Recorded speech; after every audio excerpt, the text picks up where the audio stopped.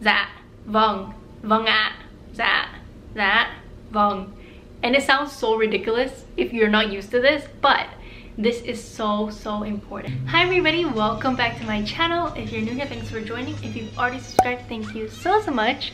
Today I'm going to be sharing with you 10 cultural tips for impressing your Vietnamese in-laws or your Vietnamese family members. So for me, when I married Huy, I had to learn a lot of different things about Vietnamese culture, and I think that because I was able to learn and be open to learning these things, I have a very good relationship with Huy's family. So if you haven't seen the video where I talk about my experience learning Vietnamese culture as an American daughter-in-law, I will link it at the end of this video so that you can also watch that one to hear a few stories about kind of my struggles and like how I learned what I'm about to share with you today. So tip number 1, I was going to save it for the end, but I feel like I might as well just put it at the beginning, which is to learn how to speak Vietnamese. I know it's a super hard language, I get it. I have been learning Vietnamese since 2011 and I'm still not fluent, but it's gonna make a huge difference if you can at least say like simple sentences and simple like if you just have background knowledge about the language. I think it's gonna help you a lot when it comes to interacting with your family members. And some of the tips I'm gonna mention are related to language and like things to say, so that's why I wanted to put this first, even though it would have been good to put it at the end, but I think I'm just gonna start with learn Vietnamese, like learn how to speak Vietnamese. Tip number 2 is to learn how to greet people with the correct pronouns. In other words, be able to show your respect for people through the pronoun that you use to call them. So in Vietnamese, you have so many different words for different people and their relation to you and your family. I am going to share my blog post below where I get into a little more detail about this. I'm not going to do a whole thing in it, but if you want to check out the blog post, it's going to be linked down below. So basically, when you greet somebody, you need to make sure that you're using the pronoun for yourself and the pronoun for them that is correct and respectful in the family tree. So for example, when I meted Huy's parents for the first time, I said Châu chào hai bác. Châu is like I, chào is hello, and then hi is two, and bác is the respectful term for somebody who is your parents' age or like a little older. So if you use like, even if they're like a year younger than your parents but you want to show respect, you should put them up just a little bit by saying bác. So for me, I learned these words way in the beginning, so I was able to effectively use them when I actually met Huy's family, which I think was very important. If you use a textbook to learn Vietnamese, they might not tell you all of the different like words you should use, so I highly recommend asking somebody who is Vietnamese to help you learn the family tree, because in the book they may just use the common like words. So for I, they will use toi, and for you they will use bạn, and then for like older people they may use just ông, bà. So it's not really useful if you want to use like a book. So I recommend finding a Vietnamese person to teach you how to use correct pronouns in Vietnamese. Tip number 3 is to show your concern for the family in an authentic and genuine way. So this is kind of like showing the cultural root in Vietnam is all about family. So for example, if you are going to talk on the phone with your in-laws, you should always ask, how is grandma doing? How is grandpa doing? Like, without a doubt, you should ask, but also ask them in a way that shows that you care.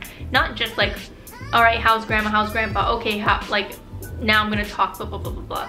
But like, if you show like that you're really concerned, so say like, how's grandma? I know last time we talked, you mentioned that her joints were hurting her. Like something like that. Just show your concern, and that's how you show your love for your family members in Vietnam. It's like, are you well? Like when you say how are you in Vietnamese, you say generally bạn có khỏe không or mẹ có khỏe không. This is asking, are you healthy? And that's kind of just to show like the root of everything in Vietnam has to do with caring for others and caring for your family. So it is highly recommended by me that you take the initiative to ask about your family members and remember like things about them. That way you can ask about it later and think about them. Number 4 is to always greet people when you're coming and going.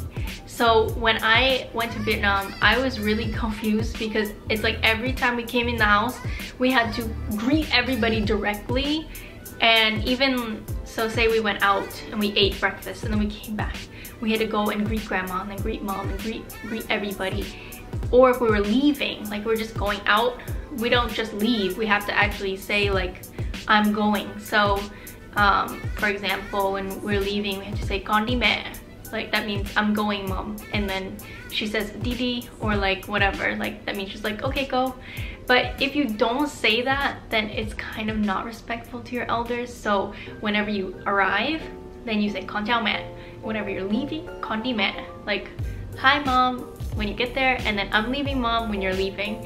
So I think in Korean they have similar customs where you have to say like very specific things to people when you're coming and going.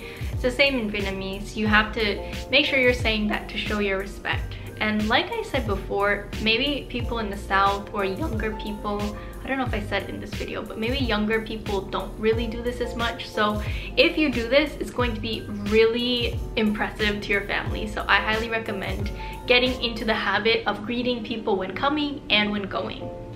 Number 5 is to learn polite words such as that and vâng. So when you're speaking to like say your mom-in-law or your father-in-law or somebody in your family is speaking to you. In America, when people are talking, we are taught not to interrupt them, so we usually don't say anything when someone's talking until they finish. I mean, if you're a respectful and kind person, that's what you do. But in Vietnam, if someone's talking, somebody older than you, you're supposed to actually be responding in a way that shows you're listening. So for example, if your dad is talking to you and he's saying like a lot of things in a row, like he's saying like, you know, I care about you guys and I want you to make the right financial decisions, so that's why I just want to check in and see how you're doing and what you're thinking about this and that and the other thing. If he's like going on and on, you don't just sit there and just like don't do anything like this. You actually have to say that, vâng, vâng ạ, that, vâng. And it sounds so ridiculous if you're not used to this, but this is so important. So when they're talking to you, if they call your name, so when my in-laws say Minh Anh, I automatically say that, which means like yes, I'm listening, but in a respectful way. So that and vâng. These are the 2 words you should definitely learn and use regularly when somebody older than you is talking to you or if they call you. So that is a good one for if they called you, and vâng is a good one if you're agreeing to something or you want to show like you understand. You can say that vâng. You can use them together. You can use this other one is actually at the end of a sentence. So I'm just gonna lead us into number 6, which is to never say no. So in Vietnamese, the word for no is không. And when you're speaking to somebody older than you, you 100% do not ever want to say không. Just không. That is so disrespectful. At least for Northerners, that is disrespectful. So you should get into the habit of adding one of the polite words that I showed you in the previous point. But any time that you would say just no, you should add something. Or even the one I told you the one, the A with the dot. You can actually say that after không. So không ạ means no respectfully. That không, no respectfully. Always remember to add your respectful words to your language. That way you don't offend people, you show your respect, and this is going to be totally impressive if you can do this properly when speaking to your Vietnamese family members. Tip number 7, always invite everybody to eat before you start eating. So in Vietnam, the culture is that people typically will all eat at the table together, families. In America, I know people are on the run, they just grab food and go. They don't always sit down for a meal, but typically in Vietnamese families, you will sit down for a meal with your entire family. So for example, in Hui's house, we have his grandma, his parents, his sister, brother-in-law, their kids, and us, and we all sit together to eat. But you should know that before you start eating, in Vietnamese culture, you should invite everybody who's older than you to eat before you start eating. So I'm gonna tell you how to say it, and I'll put it in the description so that way you can practice it. But here's what you would say. So for example, if you have grandparents sitting at the table with you about to eat, you would say cháu mời ông bà ăn cơm. Cháu means I, mời means invite, ông bà means grandpa and grandma, ăn cơm means to eat rice or to eat the meal. Cháu mời ông bà ăn cơm. That's how you would greet your grandparents. Directly after, you would greet the next level down, which is typically your parents. So, con mời bố mẹ ăn cơm. I invite mom and dad to eat the rice or to eat the meal. Con mời bố mẹ ăn cơm.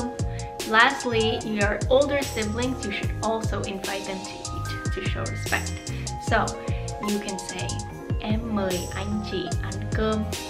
Em mời anh chị ăn cơm. You can see it's very complicated just because the fact that every pronoun changes with each generation. So back to tip number 2, where I said to learn all the proper pronouns. This is why you need to learn it, because for example, you can actually say, if your parent, like if your family's not super traditional, you can actually say like con mời mọi người ăn cơm. Like I invite everybody to eat, and you only say it once and you eat. Typically that will either happen if your family's not as traditional, or if there's like so many people you just cannot invite, like say a party where you have your bác, your ông, bà, chú, cậu, mợ, dì, cô, all of these people, if they're all present, anh chị. No, there's no way you can go through and invite each one. So if it's a big party or your family's a little more relaxed, you can definitely say something like con mời cả nhà ăn cơm, con mời mọi người ăn cơm. Both are okay. But if you want to be super impressive, definitely learn the way to say it for each family member generation before you start. And on a side note, if you're eating a snack, also invite people to eat with you. Like you don't have to invite for a snack as formally as a meal, but say I'm eating a jackfruit chip. Before I eat that chip, if mom is in the room, mẹ ơi, mẹ muốn ăn không? Mẹ, I would say like mẹ muốn ăn ăn mít xay không? And then she would just probably say không, because she doesn't want it. And I know she's gonna say no. Even if you know they don't like what you're eating, invite them to eat anyway. Number 8, I know this is a super long video. Number 8 is to always use 2 hands when passing an object to somebody older than you, like this. If you do like this, it's quite disrespectful. If you're sitting at a table where you cannot reach the other person and you still want to show your respect, you can simply pass with another hand on your arm like this. So this is still showing the respect when passing an object to somebody older than you. Tip number 9, if you're a woman, you should definitely volunteer to serve the rice to the entire family during a meal. So typically we'll have the rice cooker on the table next to the person who serves the rice.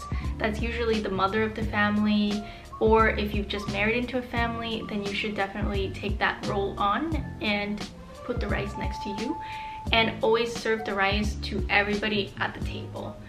It's not really like something you would want to do in America, because you have to keep stopping your eating to give rice to other people, but it shows so much respect, and it's really important to take on that role as a daughter-in-law who's recently married into the family, to show that you do respect your family, and it's just a way to show you care for your family. So always serve rice. And bonus tip, serve the rice in a way where you put 1 scoop and then always put a 2nd scoop. If they only want a small amount of rice, put 1 scoop and then put just a small amount. This is a superstitious thing in Vietnamese culture. 1 scoop, if you give it, it symbolizes that you're giving food for the dead people to a living person. So you don't want to offend people, so always do 2 scoops and serve. The last tip, tip number 10, after all of this, be yourself. Don't try to pretend you're somebody that you're not. Of course, it's gonna be really weird in the beginning to use all of these tips and to do these things that you're not used to doing. But for the most part, while doing these tips, try and be yourself as much as possible. Because at the end of the day, you don't want people to look at you as somebody who you're not, or it's just not gonna be comfortable for you. So just be yourself and everything else will fall into place. So I'm not trying to say that I'm an expert on this topic, but I do think that all of these tips I shared with you today are super useful because it's what I have done, and I have a very strong family bond with Hui's family. So I think you should try them out and see how it goes, even if you just want to do like 1 or 2, or talk to your boyfriend or your husband or whoever about it. If you're a guy watching and you're married into a Vietnamese girl's family, some of these may also be good for you too, but this is especially for women. So give me a comment down below if you're Vietnamese and you know of other tips that would be super helpful for people that I may not have mentioned in this video. I'd love to hear your tips for people. Give this video a thumbs up if you like it. If you haven't already subscribed, please subscribe down below, and I'll see you guys in the next video. Bye! Cảm ơn các bạn xem kênh YouTube của mình. Bye!